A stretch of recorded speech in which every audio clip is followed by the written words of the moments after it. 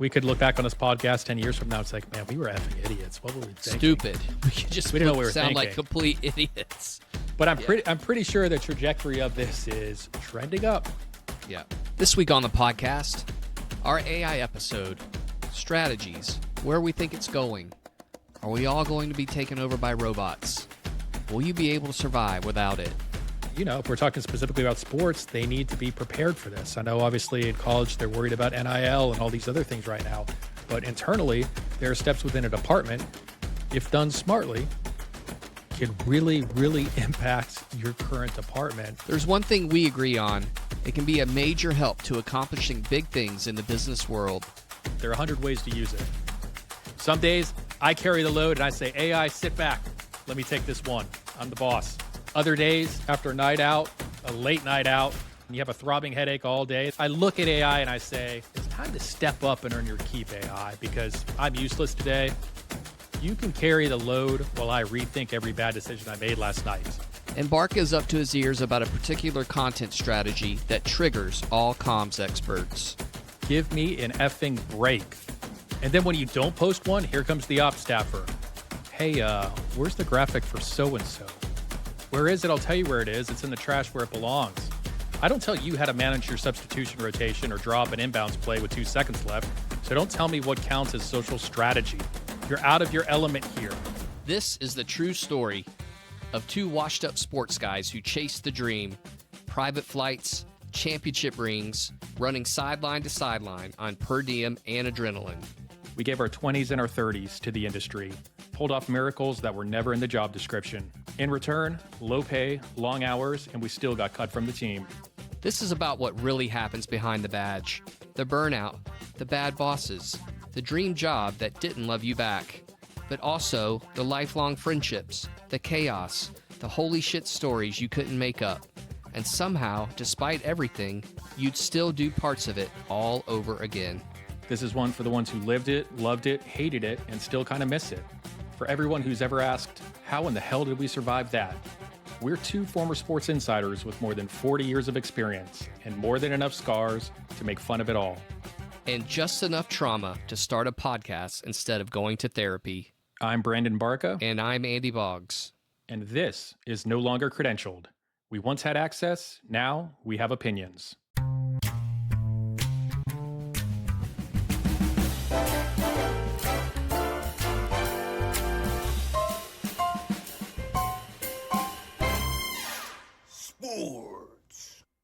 For the main segment of the show today, we're talking about AI and practical ways we can use tools like ChatGPT to improve our workflow and our efficiency. And I think today we're going to focus more on some things we can do within a department, practical ways to use the machine, but use our expertise to use it properly.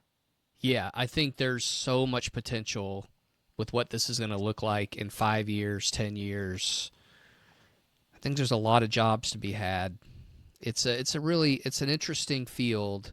There's some potholes for sure, but man, it's kind of, to me, it's more encouraging than scary right now. But maybe that's just me. The power isn't in the AI itself. The power is in the user. And I think that's the difference, or maybe the misconception for some people out there. You still have to bring your expertise, your instincts, your marketing or sports knowledge. AI just amplifies it. Now, there are things that AI does well and things that just can't if you've experimented with it.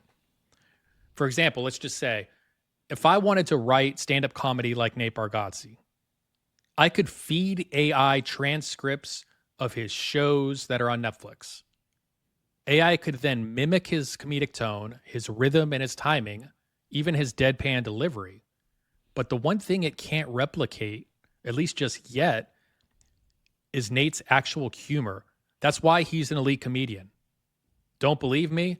Listen to our commercials later in the show where we have AI write jokes. It's brutal. And the same goes with us. AI can't replicate my marketing and comms background and my experience and knowledge. So where does AI shine? It's this, for right now, it's support. If you're understaffed, like most of us were in sports, you can literally create your own employee with AI. At least that's how I use it. There are 100 ways to use it. Some days I carry the load and I say, AI, sit back. Let me take this one. I'm the boss. Other days, after a night out, a late night out, drinking back Dollaritas, and you have a throbbing headache all day. The next day, I look at AI and I say, it's time to step up and earn your keep, AI, because I'm useless today. You can carry the load while I rethink every bad decision I made last night. And I think one of the most important things when you think about the benefits of AI right now, like ChatGPT, is the efficiency. It moves the starting line for you when you start a project, when you're starting from scratch. I relate it to like getting bumped up to the forward tees in golf. You're closer to the hole. Instead of spending hours building the framework from scratch, AI lays it out. Then you polish it with your expertise. But don't be lazy. Don't copy it. Don't do the slop stuff. The hurdle isn't the technology. The real challenge is adoption, process, and trust as the brain continues to get better and better and better. And it will get better. You have to be intentional with your company about building human and AI workflows. You got to have guardrails, training, and a clear sense of where it helps, but you also still need that human touch. So, Boggs, what do we want to do today with this topic? Well, why don't you get started? I mean, I have a couple ideas of where I think it could help in some of the areas that I was involved in. And then, maybe you can talk about some of the areas where you think it's very promising moving forward as well. For sure. I'll start with copywriting first. I'll share some of my notes and then we can get into the discussion. But just think about all the places you're writing and publishing right now. This to me is a value in my everyday workflow.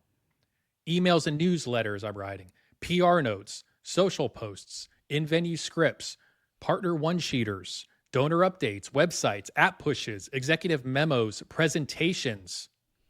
Copywriting is everywhere. But here's the problem I see, especially when working in sports.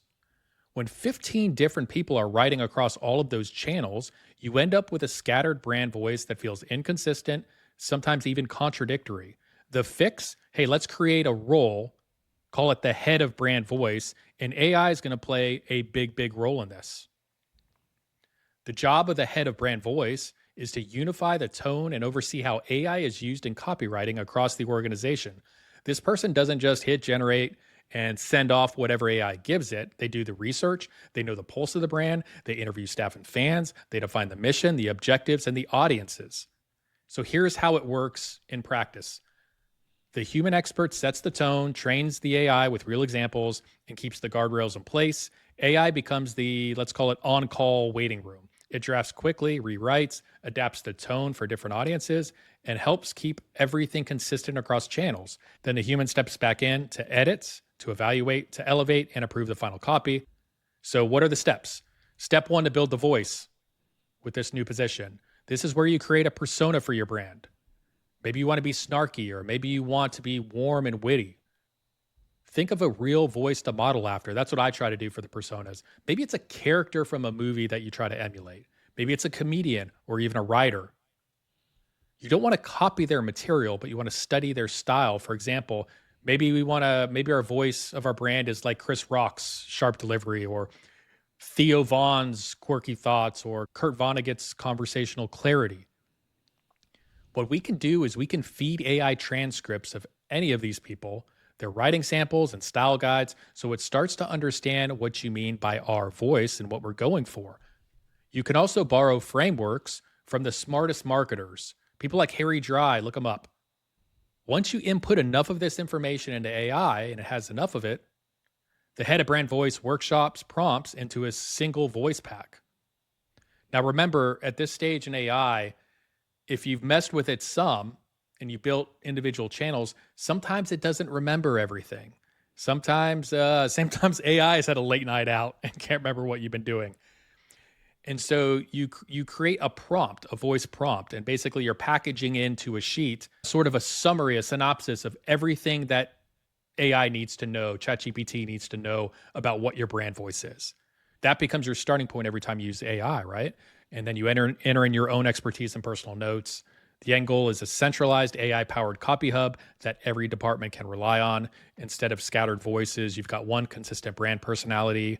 You're nurturing fans, you're building trust, and the end goal, driving revenue with messaging that delivers results. I mean, I guess Boggs, I think from copywriting perspective, I think of times I've worked with places where someone's just throwing the newsletter together. There's no thought or strategy or expertise in the voice, in the specific content that we're trying to put in it to generate clicks or more reads or opens.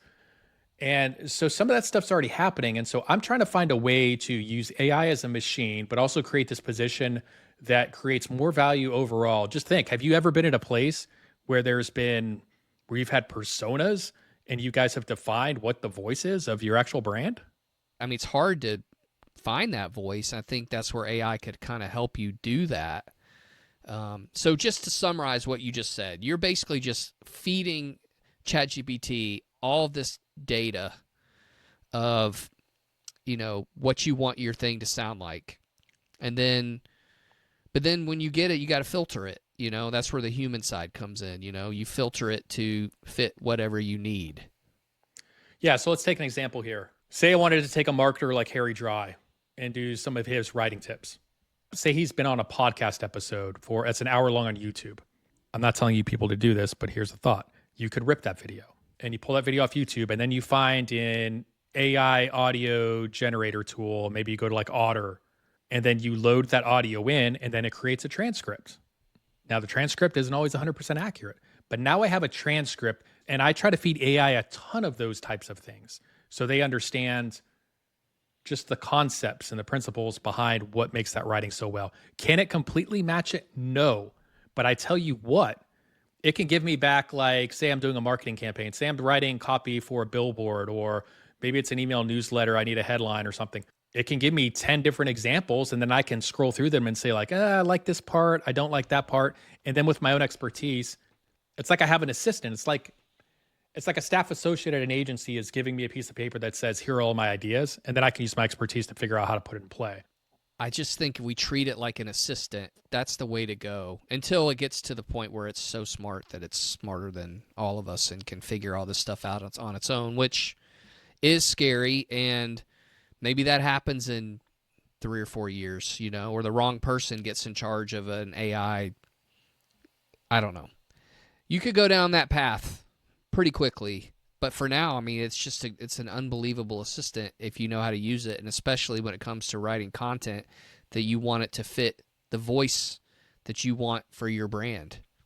It's the same way that we're using Google, but the thing that ChatGPT is, it's interacting back with me. Right. Like, it's not only reporting the results, but it's giving me its advice as well. So it's like I'm almost having a conversation with somebody else that's on my staff, and I can say, hey, you know what, ChatGPT, I've got to create a full campaign for this new commercial series and thing that we're doing across the department. I could even do a starting point with a brand voice and just say, hey, what's your advice from the best marketers in the world?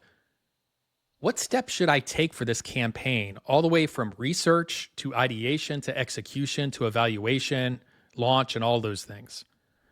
And it can feed me back a ton of information, and I can read through it and I can become more knowledgeable about that. But again, it starts the starting point. It's like, oh man, I need to make sure in my presentation when I'm pitching this campaign that I also have a section on this because I've overlooked it in my PowerPoint deck. Yeah, it can be very, very useful when it comes to that stuff. My first idea, it's more practical. So I'm a PR guy at heart, and this is where AI has made leaps and bounds. This is a hint to PR people in sports. You're sitting on a gold mine of story ideas just by looking at the roster on your website. Who has covered these athletes in the past? Who cares about them? What community cares about them? In this day and age of places losing a local media presence, it's time for comms pros in the space to pivot and actually feed people who care information about your programs and athletes to make your own media presence. This doesn't mean you completely shut out local media and refuse to work with them. It's that you don't value them as much as you did 5 years ago. The technology is starting to come around to this and may not quite be there yet, But in the not too distant future and with the right tools, you'd input your roster into an AI model and it spits out any articles that have been written about people on your roster and the name and email address of those who wrote it. From there, AI could develop a pitch for you for that specific writer about the player they wrote about. Add them to a general list and start a relationship with someone who actually cares. Another thing to do too, have AI write you a newsletter to send out every week, just like you mentioned, Barca, about some of your copywriting stuff, or twice a week or as many times as you want, that summarizes what happened in the past, what's coming up, and links to pieces that have been written about your teams, players, coaches, and admins. Barca, kind of like your old around the web features on steroids, and get it out to alums and media who care. Could you upload years of stats and game notes in PDF format and then ask AI to help you with making current content? In a not too distant future, AI will be able to generate game notes using your current information compared to past information in a format that you can use right away. Also, written recaps without AI should be a thing of the past. Train the brain to write the way you want it to write it, and then let it do its thing. Long gone are the days of spending a long time on recaps. Use your time in other ways. So, Barca, for me, it's just a practical thing of going to find ways that I could be more effective to tell my story. And that's finding people who actually care. And I think there's places all over the country that are losing beat writers. Or you get a beat writer who's right out of college. No offense to those people, but they're new and they don't know how to cover you. And I think for a long time, we as PR people kind of relied on the local news people to kind of tell our story. And man, I think those days are gone. You got to make your own media people. You got to make your own media network. And I don't want to discount what the local news people do, but they're just not as important anymore. I mean, you could use AI to go through and say, okay, how many times have we been mentioned in a week in these specific papers or these specific radio shows or these specific, compare us to other people in the market. So then you can go to local news like, hey, you mentioned us 2% of the time this week. You gave us 30 seconds. So there's just so many ways that you can use this to kind of just build your toolbox on how you can communicate your message to people who care. I think for right now, it's mostly like the brain doesn't remember everything, or sometimes it's not polished on the search end, and it can help you. But here's something like I would think for a comms person right now. If you were pitching media, local, national, whatever. And this goes back to, I think back in the day when you guys would do like your postseason books with all your articles at the end of the note, at the end of the stats. How many articles do you think you'd have in there? Probably 50, right? Yeah, about a lot. And then that way you would have new media that were in the mix, like when you're in the postseason. So here's a different way when we talk about implementing things. I'll throw a couple of things about for comms. If you're downloading a PDF of every article throughout the year, every day, that's just for your own storage files of certain players. I'm creating like folders that'd be like, let's go to some of your past players, like John Jenkins, Festus Ezeli, or whoever it is, folders of all articles written about them. When I'm ready to create this sort of directory, I'd say, okay, I want to pitch a story about John Jenkins to national media. I'm pulling open and cutting and pasting every article that's been written by him in my catalog, just so, again, I'm creating this prompt on the front end of each search. It takes a little bit of time, yes, but to me, it's more effective that way. And from that, I'm asking AI, I'm saying like, hey, group this into themes for me. What were the storylines that writers used about this player? What were the themes that they focused on? What's the overall narrative? The things that you may want to just get brushed up on, that this search engine can basically, you can feed it in a minute and it's going to spit it back out to you in a minute. And then you can use these to build actual sort of pitch profiles. Yeah. Maybe one pagers that say, these are all the things that have been written about this person, like bulleted, all the different angles that have been written. It gives you just a reminder throughout a crazy hectic season, like, oh yeah, these were all the different ways that people wrote about this athlete. 2, I can use it for a pitch. Yes. At any point in the season. And so to me, that's probably the more practical use right now. I think on the flip end of this, you know what I can also do with these articles? A little thing called crisis comms. Mm.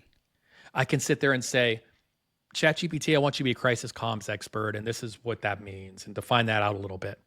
Can you take all of these articles and feed me back things that I should prep my athlete on to be asked, or things that it couldn't even be athletes, it could just be topics in general for your head coach. These are the things Right. that are being written about your team. And it can give you back an immediate bulleted list on these are all the possible angles you might have to deal with. And there, to me, there's just so much value if you're using it the right way and you're using your expertise to train it to give you information back that's going to be helpful for you in your day-to-day and make what you're doing more efficient. Yeah, and not only that, but you could also, I think there's going to be a possibility coming up where, you have an athlete who had someone write about him in high school, and then you find that article, and then you ask ChatGPT, hey, write me a 2-sentence pitch to this person who wrote this article about this person, this athlete, about coming to our place to do a story, or to encourage them to write something on, or what they're doing now in college compared to what they did in high school. There's all kinds of different ways you can use it, but yet, like, just compiling all this data and just asking so many questions. Just the possibilities are just endless with this technology. Can you imagine just being like middle of the season, like someone wants to do an interview with John Jenkins and they have their angle? You can basically take every article that's been written by him, create a one-sheeter that says, as you're working with media or whatever outlet you're working with, and just send it back like, hey, here's a one-sheeter on everything you need to know about John Jenkins. And we're not just talking about the bio, but these are the stories and the angles that people are writing about. And Right. then these are pull interesting nuggets from every article. You can formulate it in whatever way you want. And to Right. me, I don't know, I feel like I'm better serving media in a way, in a 100%. much quicker way. Yeah. Not only that, but you could send that to your television partners.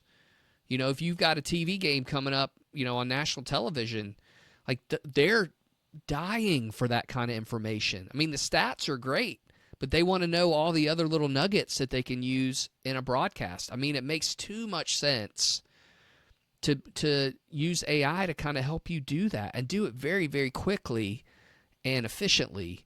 Or if you have your coach breathing down your neck about the broadcast and the announcers on the broadcast for the game, you can sit there and go, you know what? Do I really want to watch this 3.5-hour football game? I'm going to feed in I'm going to get the transcript, whether I have to feed it back in and record it and sit on my computer and hit record or another thing, record in the sound to the entire broadcast. And then I'm going to be working on something else for those 3 hours. Yeah. And then I'm going to take that transcript and I'm going to pop it in and say, tell me the good things they said about our team during this broadcast. So smart. Tell me so the bad things they said. Yes. Now, will ChatGPT pick up on all of it? Maybe not 100%, but I tell you what, dude, it'll freaking populate a report for you like nobody's business, basically in like 30 seconds to a minute, depending on what type of subscription you have. And I don't know, there's just so much that's helpful there.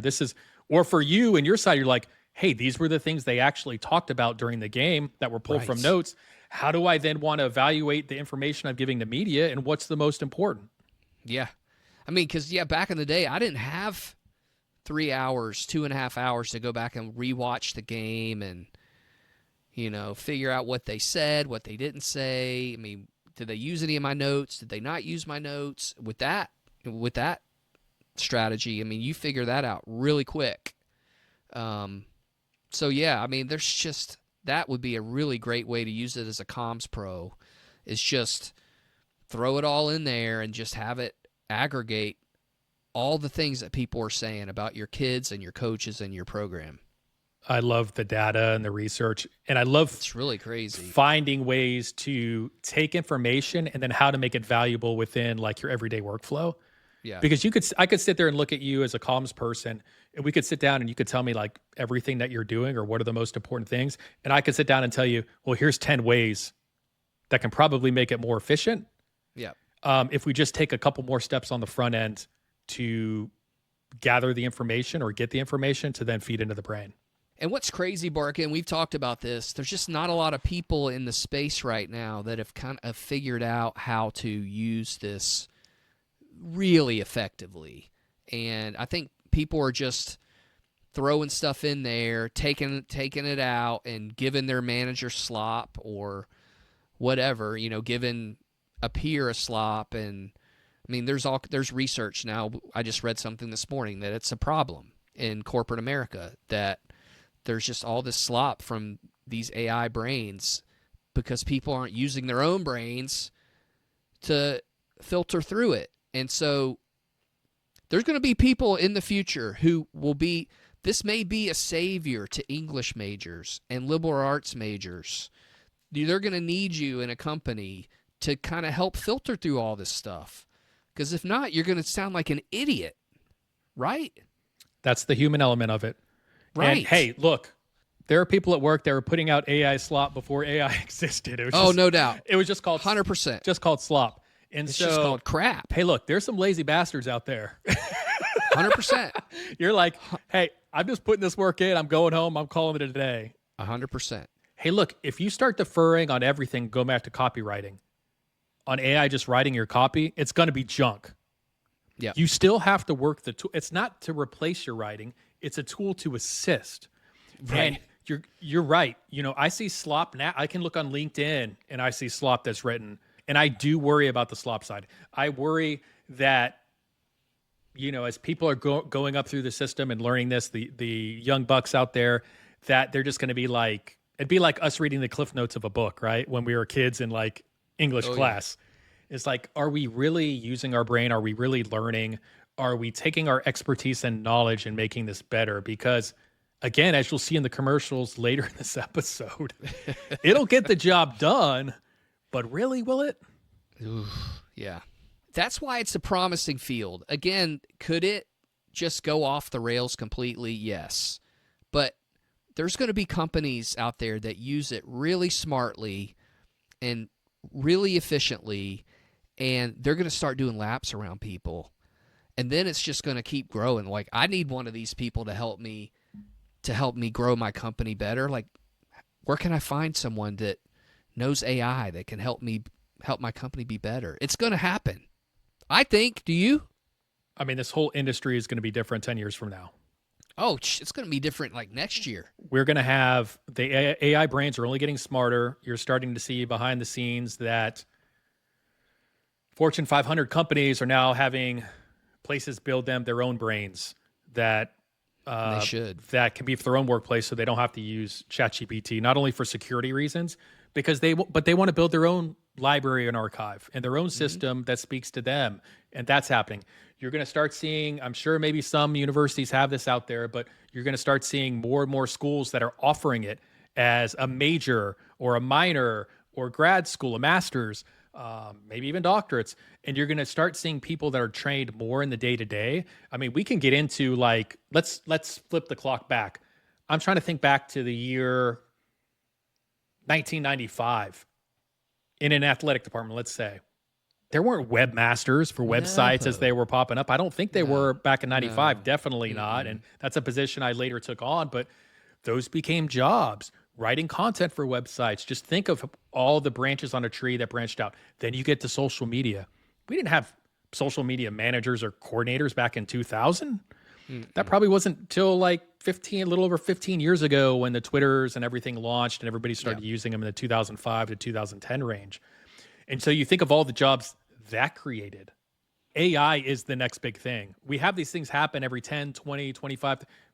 We've talked about it before. It was like black and white TV and then color TV and the smartphone. And like when these things come along, they change how society works and the culture and the day-to-day work and business and the way we communicate. And 5 to 10 years from now, these positions are going to be throughout not only an athletic department. They're going to be everywhere. You're going to have your own AI branch. There's money to be made, like you said. A lot of money. There's a lot of money to be made, and there's a lot of jobs to be had. I just think it's going to take one area to figure it out. Some company's going to figure it out. I don't know who it is. They're going to go into Johnson & Johnson, and figure out how to utilize AI to make their everything better, their processes better. And then it's gonna be dominoes from there. And there's gonna be early adapters, just like with technology everywhere. There's gonna be early adapters and there's gonna be later adapters. But I will encourage the later adapters. They need to be closer to the early adapters, because if not, they're gonna get crushed. They're gonna get crushed.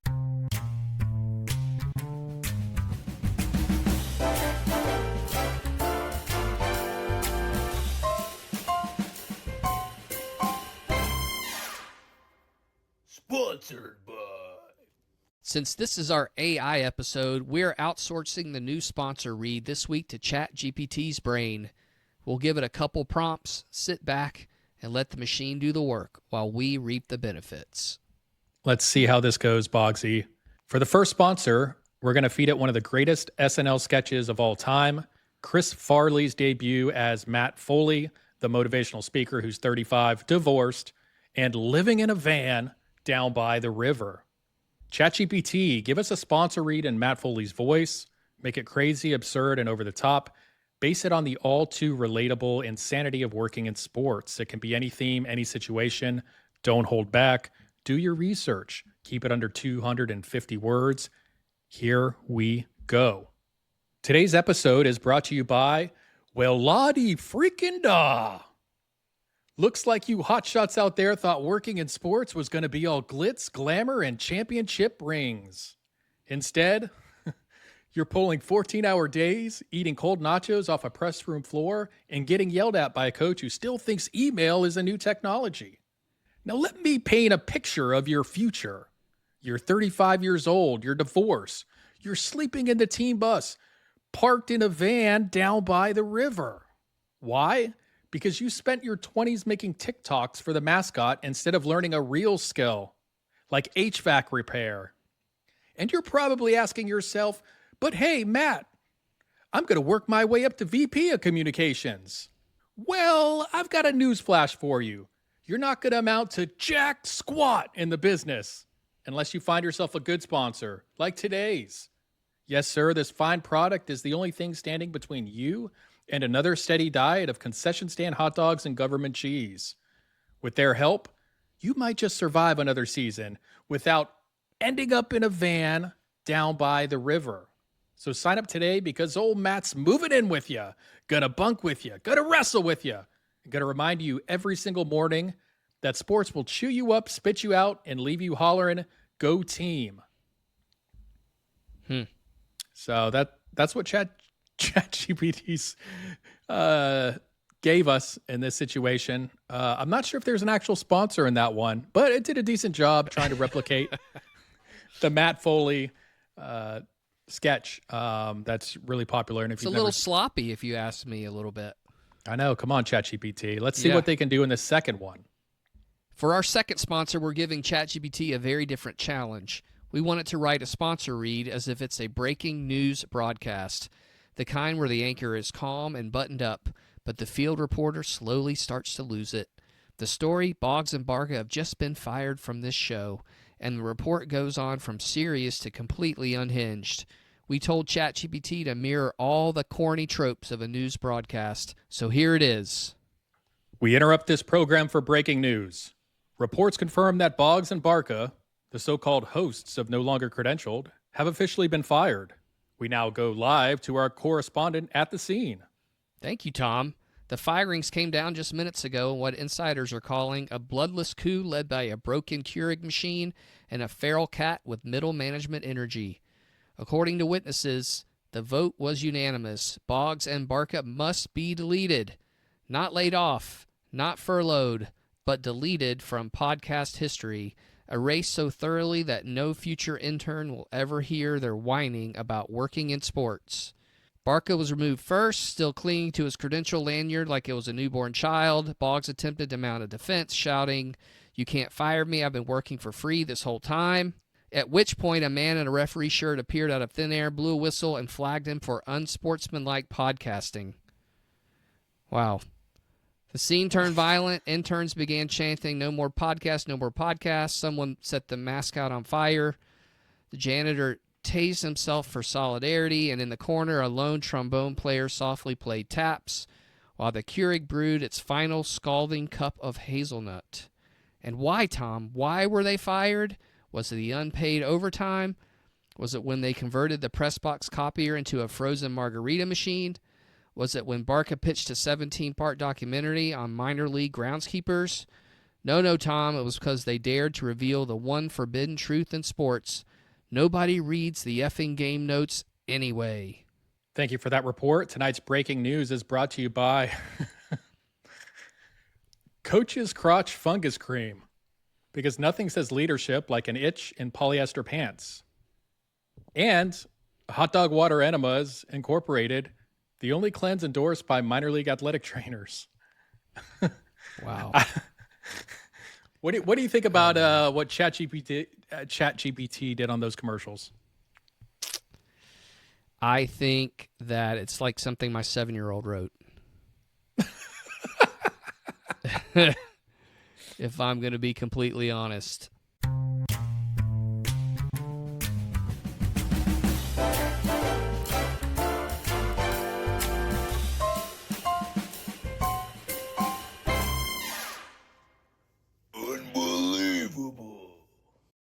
Here's where I think what's gonna happen in athletics, because athletics is less likely to hire staffing to build its own brain. So I could see them doing the same thing they did with websites. So it'd be like CSTV back in the day, which turned into like CBS Sports, would be like hosted like 30 or 40% of the websites. If I'm a company out there that really wants to build something, man, you can market to like 200, 300 different schools in college and be the first ones to put it out there. You want to talk about money to be made? Because colleges are going to write the checks the same way they do for the Learfields. They're like, hey, you know what? You guys just handle our sponsorships and partnerships, and we'll write you a check. You know, there's some CRMs kind of already in the mix there. You know, Teamworks is a big one. I mean, they're already in the NIL space, and they're facilitating payments and things of that nature. You know, maybe Teamworks is a group that kind of steps up and like starts an AI kind of revolution inside of college sports and pro sports. I don't know. I mean, I would think they're probably working on it. I'm speculating wildly here, but I think you're right. I think there's going to be a company come in and just say, hey, listen, I'm going to save you 30% on your staffing costs. I can do it today. Yep. And they're going to hire them. And I don't know if they'll pay a monthly fee or a yearly fee, or, you know, there's not really revenue to be had, but, you know, it's just going to, you know, it's going to cost you $35,000 a year. But it's going to do the work of 4 people making $50,000 a year. So it's coming, man. It's coming. And, you know, there's just so many ways to use it. It's incredible. If I was an AD or a CEO of a pro sports team or college, I might not be able to bite off everything right now with AI as far as like a total takeover. But I would think an easy early step, I'd be like, hey, I'm just adding one person on my staff. I'm adding a director of AI. And it just has to be someone that's knowledgeable, that has expertise, that understands all of the branches of a department and how they flow. And just that person alone is going to have conversations with every department within the building. See how this person can help make them operate more efficiently, and creating systems within AI to help them do so. Yeah. And to me, like, that's a no-brainer right now, but you have to find the right person that not only understands AI, but is an expert on working in the field. There's going to be companies and athletic departments and pro sports organizations. They're not going to want to be feeding ChatGPT. They don't want to feed that beast. They want to feed their own beast, like you said earlier. And so until that model gets, you can put all the data inside of an athletic department or a university or a sports team under one umbrella. And then once you can get it all on one umbrella, then you're going. Then you're crushing it with questions every day and prompts every day. And, you know, I think that has to be the first part, because I don't think people are wanting to feed the brain of ChatGPT. And plus, you don't want to give away like sensitive information and contracts and Yep. money and I mean all that other stuff. Security. So I think security. And I think that needs on the front end that probably needs to be done first. But I bet there's people out there doing it. Come with me for a second on this journey.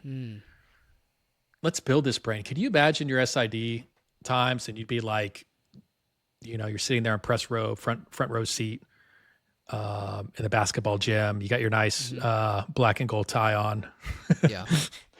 And a player has scored 20 plus points for the 10th straight game. Your department's already done the archival part of things without going through all those big bound books that have been sitting around the office for like 50 years to 100 years. Just being like, when's the last time a player did this? I mean, to me, like, you just think of like treating it as a brain for everything that has ever happened. It's unbelievable. Within your team. And I'm just talking about the comms end right now. But can you imagine having that sort of brain that you could just type in any of that stuff? Yeah. And get an answer?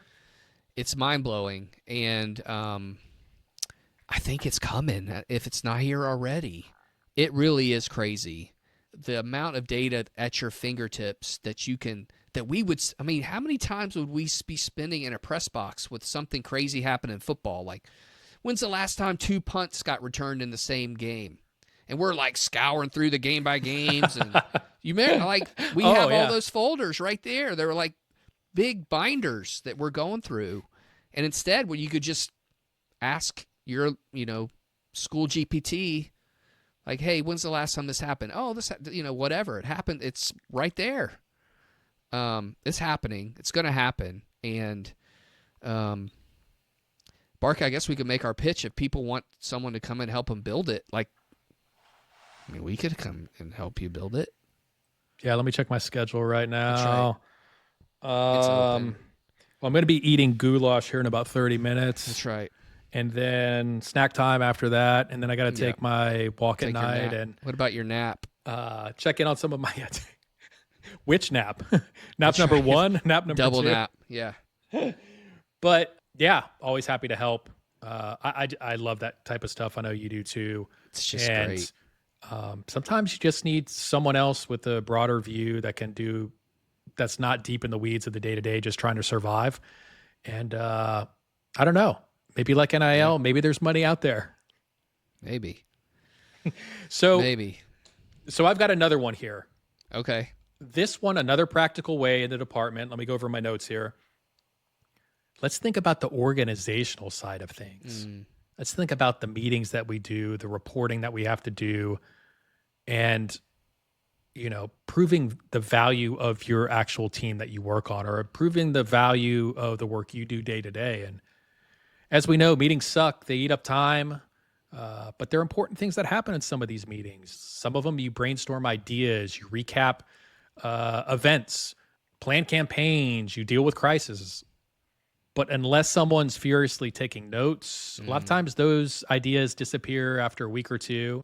The real value of your staff gets lost in the shuffle. And this is where AI can change the game. Look, I'm not breaking any news that you can do AI transcriptions I do it for all of my client meetings right now. So after every meeting, I have a transcript and notes, and I can use that for reporting. But think about this, even in the meetings that you're leading. So if I'm leading a content meeting, step one that I would think to do on the front end for ChatGPT, so it understands what we're doing in these meetings, is design your meetings with structure. Use a consistent agenda and topics with the same categories every week. So if you're in your comms meeting, I'd be like, okay, this part of the meeting, we're talking about crisis PR. So when AI is, say like Read AI is generating its reports, it knows that you guys are specifically talking about crisis PR in this section of the meeting, or media hits, or event recaps, or brainstorms. That way, when you record it and read AI, or I've also used Otter, the transcript is already aligned into those buckets. That's an easy, simple way. It's not groundbreaking, but it's one little step you can take in advance. Now, after these meetings, you can actually download a notes notepad again of transcripts and summaries. But you want to go back and reuse these things. Feed the entire meeting transcript into AI. Teach it how to actually process this information. Give it actual instructions. AI can then pull out clean notes and action items. It can summarize discussions, and it can actually create a searchable database you can reference all year. So for example, I'm thinking of like crisis comms. You then have a database if you want to put in all of your weekly meeting transcripts in there of like, give me every crisis comm situation we faced this year. Mm. Yeah. Boom, it's there. It's Yeah. logged. It's You're not pretty doing any awesome. work. And then if you have Yep. to do a crisis comms report to senior management about how you handled this, say you're creating a end of the year report on all the things you did, you have that section. It's not people staying up till 3 a.m. outside of games Great. trying to figure those things out. So step 3, use it to prove your value of not only your department, but yourself. At the end of the year, you've got an archive of everything your department touched, the campaigns you ran, the crises you managed, the media hits you landed. AI can even generate reports, dashboards, and trends. That's not just useful for leadership, it's also ammo for your own review and the work that you're doing. So let's put this into effect. Imagine walking in to your end of year review and you want to have that raise conversation with your boss. We want more money, Boggs. We do. And you have a clear AI generated record of every initiative you led and every outcome tied to your name. The only lift is on the front end, designing the agenda to these meetings, recording the meetings, getting the transcripts, and defining to AI how AI should then structure these outputs. It's going to work for you all year round, whether you need it now or at the end of the year. You're not scrambling around later trying to figure out what you actually did this year, and you have something that can remember what you've accomplished. Here's just a couple of other examples I came up with. If I'm in community outreach or life skills or your favorite one, Boggs, or group sales, use AI to draft recaps after every event activation, then build a year-long database of events. At season's end, run a report to see which activations drew the most fans and which ones weren't worth the resources. What was the most popular items at your station? Did you have a spin wheel or did you do some sort of sign up or have some iPad thing activation that gathered information? Say you got 100 reports from events, you can put all these recaps and then into one thing that you're doing and then tell it what to feed you back in what template. Think about fan surveys after football games that maybe sometimes come from the ticketing office to surface recurring problems, highlight what fans loved, and identify trends in ticketing or experience. What about those content brainstorm meetings? With AI transcriptions, every wild idea is logged and searchable. 6 months later, when you need a big campaign, let's say for an MVP campaign, insert all of these meeting notes into AI, then it can pitch back every single type of idea that you've had in these meetings. What do you think of this organizational structure using AI, Boggsy? I think it's awesome. And I think it also gives athletic directors no excuse to not know what's going on in their department. Our ADs, we would have some associates and ADs that would have no clue what's happening with their teams. They would not show up into the meetings that we would have. I don't know if the people who are running the meetings were actually communicating to the AD about what was happening. Like, those excuses are gone now. All you should be wanting, every meeting should have a transcript, and you should see it. You should ask your sports supervisor, hey, what's happening? I need 5 bullets what's happening with lacrosse this week. I need 5 bullets to know what's happening with baseball. What are some trends? What are some things I need to be concerned about? What are some crises? Like, all that should be communicated and ADs have no excuse. They have absolutely zero excuse to not know what's happening now. And it used to drive me crazy because we would have all of these ops meetings and sport meetings and I don't think anything really, things got done, but nothing got done from the higher levels of the department because they weren't communicated with. Or they didn't want to be communicated with. I don't know. There's just no excuse for that stuff anymore. And when you were throwing out all those ideas, a light bulb went off in my head that it could be a lot better for administrators to have a pulse on their sports inside their building. ADs are traveling in private jets to go raise money. They don't have time to sit in these meetings. Now they should be getting these synopsis of these meetings every time they happen. Sometimes higher ups they may not understand truly the day-to-day of what goes into the job and the success that we have, but that we on our own end don't do a great job of storytelling to be proactive, to manage up. think of times in the past that we would try to fight for more staffing or more funding or not having budget cut or showing our day-to-day worth and actually like being intentional about promoting that up again. Think about having all this information from these meetings that are structured this specific way and then generating these monthly reports or end of year reports and really showing the value of everything you did. How many news stories you guys had out during the year, all of the different things that are happening within. It doesn't have to be just comms. And I think it's something that I tried to do on the social content end. We're having all this success, but I have to remember that maybe only 3 people really understand what's going on in here. They don't understand the day-to-day of content. They may see a couple of posts on social or website. Oh, that was really cool. You did that behind the scenes feature. All access, great. But how about wrapping that up into an easy report using AI as your friend, really being proactive? I would definitely be doing that more and more if I was in a department now. That would be towards the top of the list. Not only what we're doing day to day, but making sure we're promoting what we're doing every day. Yeah, that's a big one. And if AI can help you with that kind of stuff, then let's go. I mean, if it can help you get a raise, can help you get a better job, can help you get promoted, use it. Definitely use it. There's many places that AI could be going here in the next 5, 10, 15, 20 years. I think we all realize that we could look back on this podcast 10 years from now. It's like, man, we were effing idiots. What were we thinking? Stupid. We could just didn't know what we were sound like thinking. complete idiots. But I'm pretty sure the trajectory of this is trending up.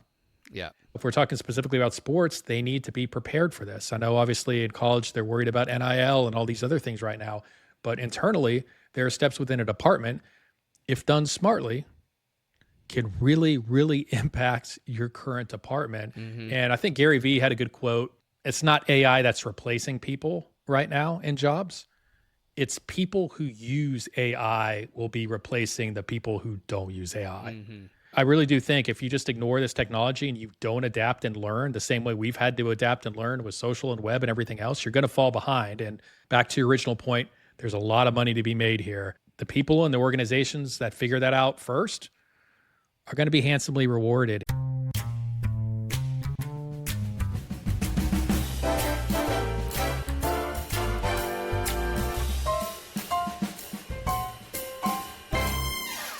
I'm up to my ears right now. And now we've made it to the best part of every show. Barca, you better bring your fastball for this one.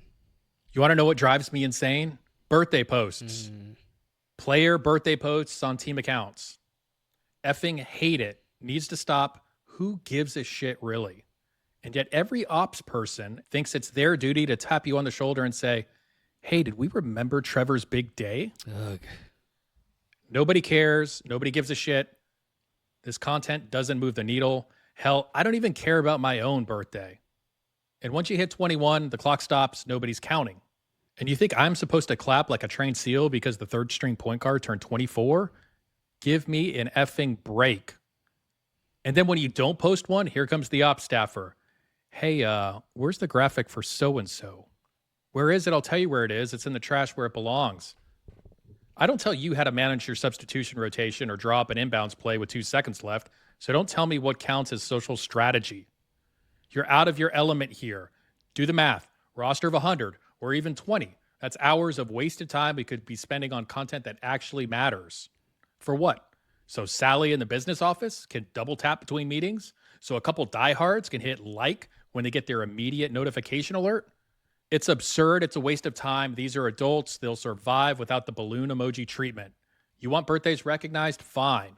Once a year, like the Oscars, in memoriam. One scroll, all the names, fade to black, done. Otherwise, no more.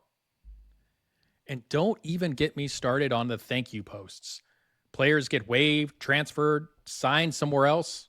Suddenly we're writing Hallmark cards on the team feed. Why? You want closure?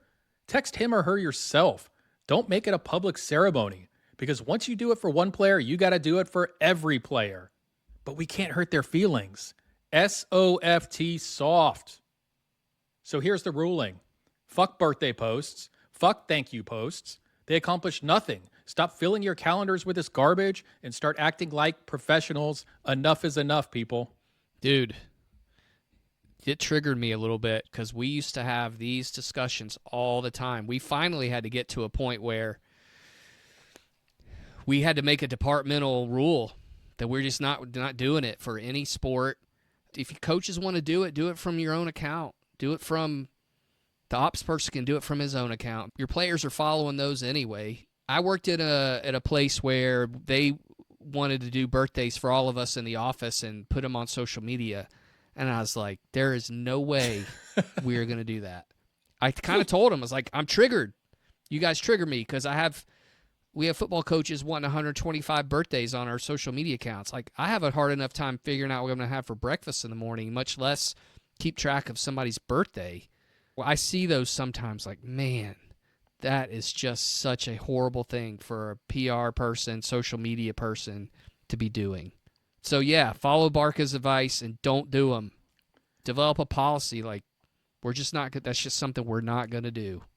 We used to have to develop the policy also for which national holidays we would recognize. It would be like, do we do a post for Easter? Or do we do a post for Merry Christmas? Or should it just be Happy Holidays?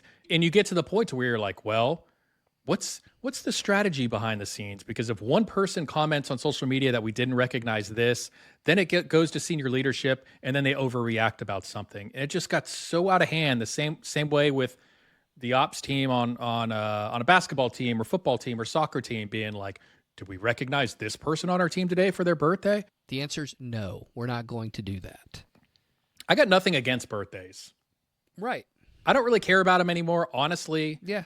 Some people just roll that way. I don't roll that way, but I know people that do, and God bless them. You can do whatever you want on your birthday, but I shouldn't. If I'm running a team social media account, I shouldn't have to keep track of your. I got a million other things I got to deal with. Last thing I want to do is keep track of your birthday. You know. I remember the last ops person on a team that told me that it's like 4 or 5 o'clock. Why we not recognize this birthday? Well, maybe because I'm up to my ears and all this other shit that I'm trying to, these 18 other things I'm trying to put out. And two, I don't really fucking give a shit. Yeah. Yeah.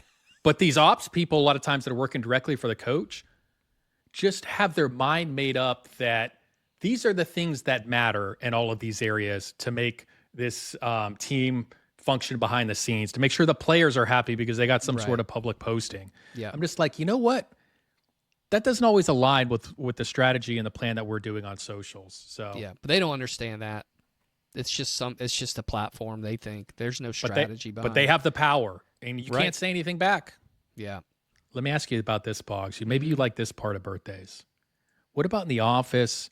And this could be birthdays, or it could be when someone gets a new job and is leaving, and they pass around that card around the office. It says, everybody just sign something and put a little message. And by the time it gets to you, there's this probably little corner space around everything. People with the big messages have taken up all the space. There's not enough space. And then also it's the same 15 things that are being said in like 3 different ways. Again, take them to lunch, do something else. Do we have to do the card anymore? I don't mind the card. I mean, I shouldn't have any pressure to come up with something unique or funny. I mean, all you're going to get from me is a happy birthday or a good luck. Good luck. You know, good like, luck. That's all you're going to get from me. I mean, at first, I don't have the space. And second, like, if I know you well enough, then I'll communicate with you personally rather than on a card. It's a nice sentiment. I mean, I open up the card. I'm like, oh, great. These people signed it. Awesome. It's like basically signing the yearbook, the old one, like from the TV show Wonder Years, like have a great summer. Sure. That's basically what it is. I'm just like, what am I actually going to do with this like 10 years from now? I mean, maybe I'm different, but if someone got me a card and everybody was signing it, and I probably wouldn't really pay attention to like what was inside of it. It was more like, oh, they got me a card. That's nice. They were thinking about me, but I didn't really, but that's me. Like, I just don't really pay attention to detail a lot. So did you ever have in grade school like a cast on an arm or a leg where I bet you wanted everybody to sign it? Oh, I did. They all signed it. Had a lot of casts. But yeah, everybody signed it. I mean, I had people sign my yearbook, you know, like that's cool. And like, I don't care about my birthday. Some people care a lot. I don't care. It doesn't matter to me. And I don't really like to be celebrated. I don't like people to make a big deal out of it. I don't tell a ton of people. It's just really it's another day, you know? At the end of the day, it's another day. And I get to sometimes choose where I want to eat, which is a kind of a big thing. So that's the most important thing to me, I guess, is just being able to decide I want to go to the Waffle House on my birthday, and that's where I'm going to go because I get no pushback. If you're younger listening to this, you're like, these guys have completely lost it. So They've old. lost touch with reality. They don't care about birthdays anymore. They're so defeated in life that nothing brings them joy, not even a cupcake with sprinkles and candles. Ooh, I do like those. Those are good. See, that would be great. Yeah. Bring me a cupcake. I don't need a social bake me media some- post. Yeah. Hey, listen, I would rather get some sort of dessert, than Bring me some donut holes. donut holes, cupcakes. Heck, just go get a cake. Those ice cream cakes that EJ would get Ooh. us. Man, Maggie Moos. it was just a great little gather around the cake, tell some story. That to me is a better birthday. So I guess I'll leave it at this. Coaches, if you're listening, if you control this, I mean, I'm sure at some places social media managers are doing this as well on their own. We've got to get out of this model to where now it's become the expectation for birthdays across the board, the same way it was with holidays or those fake national holidays. When did this become the standard and norm? And I don't know, let's rethink this. We don't have to do what everybody else does. And, if you guys decide like it's part of your culture, great, fine, do it. But don't demand that it has to be done. And it's just so much of a waste of time that could be spent by the social media manager or the graphic designer or whoever on how you develop that content and put it out there. And when we're in a time where a lot of times we're fighting to keep our job based on what we're turning out for content, I'm thinking of eliminating things that don't move the needle. And you know what doesn't move the needle in my world to define my job? A happy birthday post. Happy birthday post.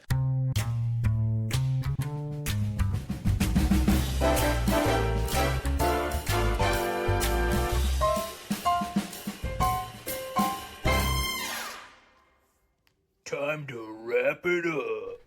And that's another edition of No Longer Credentialed. Thanks to all of you listening, and if you like it, tell a friend and give it a 5-star rating on your podcast app of choice. Don't forget to check us out on social media at NLC Pod on X, Instagram, TikTok, LinkedIn, and YouTube. We'd love to hear from you. Until next week, keep grinding.